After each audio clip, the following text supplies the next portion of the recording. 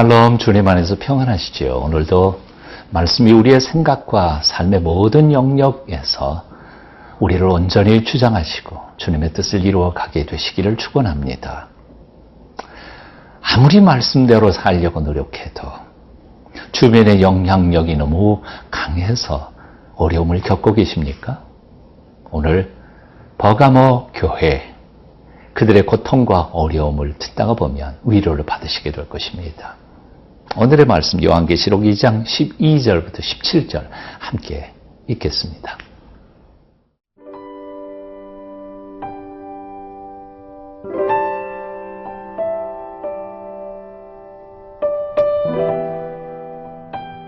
요한계시록 2장 12절에서 17절 말씀입니다.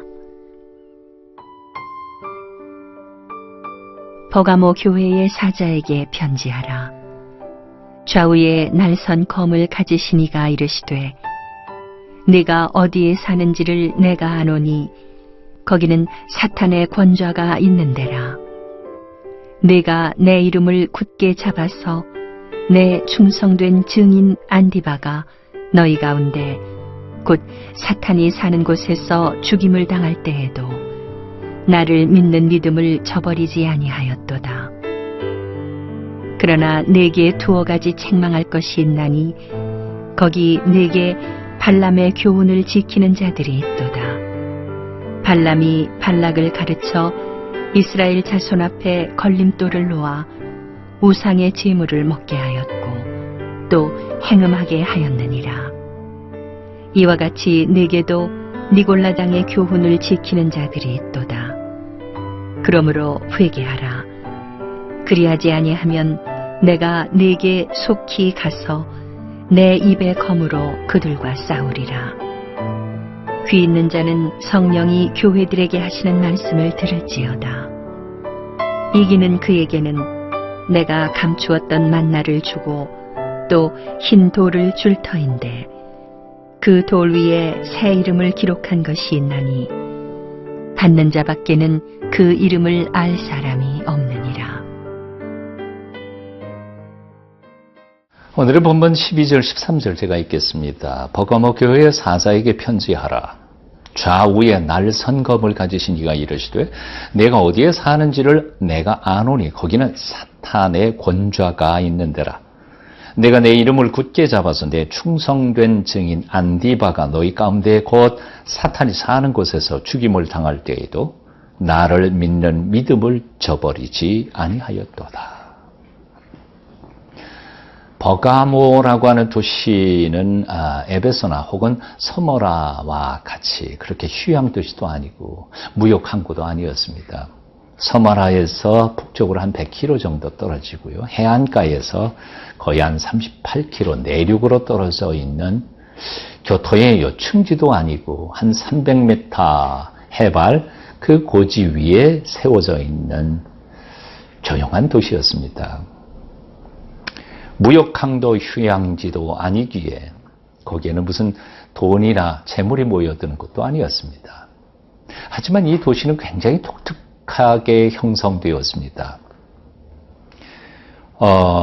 버가모 왕국의 최후의 왕이었던 아탈루스 3세가 로마 제국에 자기 땅을 헌납을 하게 됩니다. 그래서 로마 중앙정부에서는 거기다가 아시아 지역에 총독부를 세우고 행정도시로 거듭나게 만듭니다. 그래서 거기에는 행정도시이자 조용하니까 교육도시이자 문화적인 도시로 변모하게 됩니다. 거기다가 당시 4대 수호신 중에 하나였던 뱀의 신인 바로 아스클라피우스라고 하는 신이 큰 신전을 지어놓고 영적으로는 사실은 거기 버가모 교회 교인들을 위협하고 있었던 것이 바로 그곳이었습니다. 굉장히 지성적이었고요. 도덕적이었고요. 그리고 다른 한편으로는 굉장히 영적이었던 도시 버가모. 어떻게 보면 복음이 굉장히 흥황할 수 있는 조건을 다 갖춘 것처럼 보이지만 실제로는 그것이 오히려 복음을 전하는 데 엄청난 박해를 가져오게 합니다. 기독교인들은 로마 정부 총독에 의해서 정치적인 혹은 정략적인 핍박을 받게 됩니다. 심지어는 그래서 바로 여기 본문에도 기록되어 있는 것처럼 안디바라고 하는 순교자를 만들어낼 수밖에 없는 상황까지 옵니다. 그 뱀의 신이었던 아스클라피우스라고 하는 그 신의 신도들에 의해서 또 구체적으로 또한 핍박을 받게 됩니다. 그런 어려움 가운데서도 버가모 교인들은 잘 참고 견뎠습니다. 그래서 예수님께서는 바로 그 교회 교인들을 칭찬하신 것입니다. 내가 어디에 사는지 내가 아노니 거기는 사단의 권좌가 있는 데라. 로마 제국의 총독이 정치적 권력을 가지고 자리를 틀고 있었던 곳입니다. 4대 수호신 중에 하나는 뱀의 신이 영적으로 또한 권좌를 틀고 주의 백성들을 괴롭히고 있었습니다. 자, 그럼에도 불구하고 버가모 교회 교인들은 그 모든 정치적, 영적 박해 속에서도 그 신앙을 굳게 지키고 있었습니다. 예수님께서는 그것을 칭찬하신 것이죠. 내 충성된 증인 안디바가 너희 가운데 곧 사탄이 사는 곳에서 죽임을 당할 때에도 나를 믿는 믿음을 저버리지 아니하였도다. 그렇습니다. 버가모 교회 성도는 참 충성스러운 꿋꿋한 하나님의 사람들이었습니다. 귀한 믿음의 용사들이었습니다. 오늘날 이 버가모 교회 성도들의 삶의 모습을 보면서 우리 자신을 정직하게 한번 돌아봐야 하겠습니다. 우리는 예수 믿는다고 누가 잡아가지도 않습니다. 복음을 전한다고 해서 핍박을 받거나 공격을 당하지도 않습니다. 과연 우리는 하나님께서 주신 이 신앙의 자유로움을 얼마나 주님을 위하여 충성하는 데 쓰고 있는지 모르겠습니다. 깨어 경성해야 하겠습니다. 주님의 오실 날이 가까워오고 있습니다. 하나님이 주신 이 자유로운 신앙의 생활 터전 위에서 주님을 위하여 충성스럽게 복음을 전하며 주님의 일을 감당하는 저와 여러분이 되어야 할 줄 믿습니다.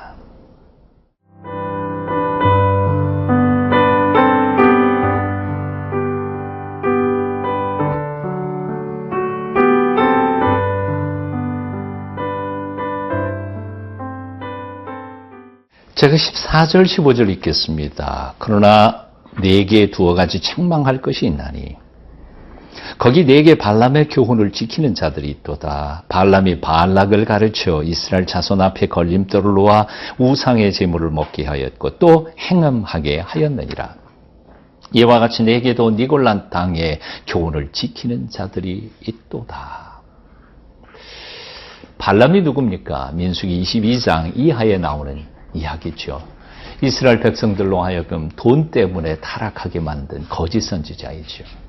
민수기 31장 이하를 보면 결국 이 발람은 모압 여인을 동원해서 우상 숭배게 하고 그래서 그 결과 때문에 죄를 짓고 하나님께서는 이스라엘 백성들을 심판하게 하십니다.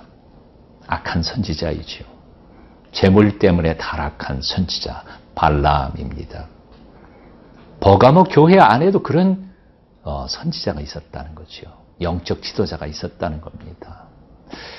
자, 그런가 하면 니골라 당을 또 누구입니까? 발람과 비슷한 생각을 가진 이단적 지도자들을 가리키는 표현입니다. 발람이 신앙적 유혹을 통하여 타락시킨 데 비해서 이 니골라 당은 윤리적 도덕적 타락을 유도해서 유혹해서 당신의 백성들을 타락시킨 사람들입니다.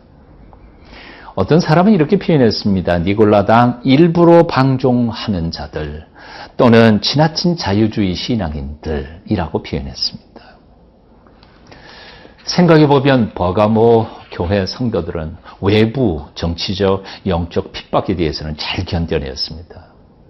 하지만 내면에서 일어나는 신앙적 혹은 도덕적, 윤리적 유혹에 대해서는 견뎌낼 수가 없었습니다.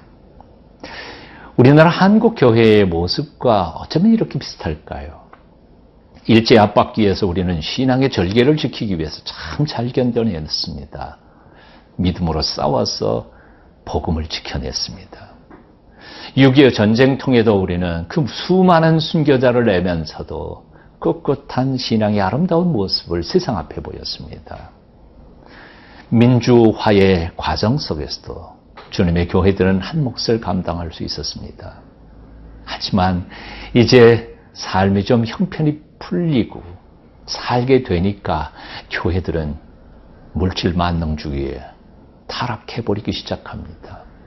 세속화된 세속의 물결이 교회 안에 들어와서 교회는 스스로 무너지게 되어 버리고 말았습니다. 주님께서 16절에서 이렇게 명령하고 계십니다. 그러므로 회개하라. 그리하지 아니하면 내가 네게 속히 가서 내 입의 검으로 그들과 싸우리라. 어쩌면 우리가 이제 가슴을 치고 땅을 치면서 하나님 앞에 회개해야 할 때가 되지 않았나 생각해 봅니다. 한국 교회 이 순간에 주님의 음성을 들어야 합니다. 교회 안에 있는 부패한 모습들과 영적 타락들을 청산하고 순결성을 회복해야 할 때가 바로 이때라고 생각합니다. 저와 여러분이 내 가슴부터 치면서 회개하는데 앞장서는 사람이 됐으면 좋겠습니다. 기도하겠습니다. 만물을 새롭게 하시는 주님, 금을 재련하듯이 우리들을 불시험과 연단을 통하여 정금으로 만들어 주시옵소서. 예수님의 이름으로 기도합니다. 아멘.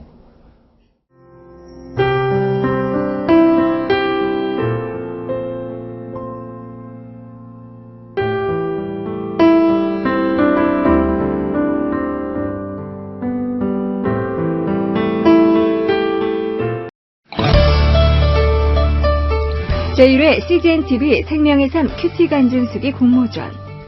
큐티로 삶이 변화된 이야기, 치유와 회복, 기쁨과 감동, 가족 공동체가 살아난 이야기 등을 자유롭게 작성해 CGNTV로 보내주세요.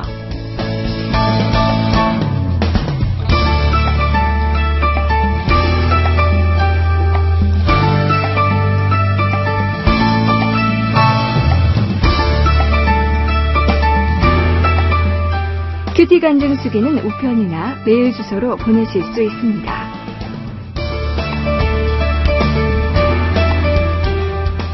보내주신 작품은 CGNTV 프로그램으로 귀하게 사용될 예정입니다. 당첨되신 분들께는 소정의 상품들이 준비되어 있습니다. 하나님의 말씀을 사모하는 분들의 많은 관심과 참여 바랍니다.